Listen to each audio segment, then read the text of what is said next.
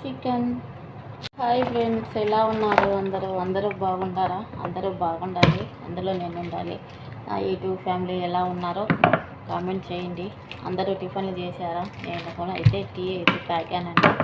ఇప్పుడైతే వంటకైతే చికెన్ అయితే కోస్తున్నాను. కోళ్ళు అన్నమాట ఇవి.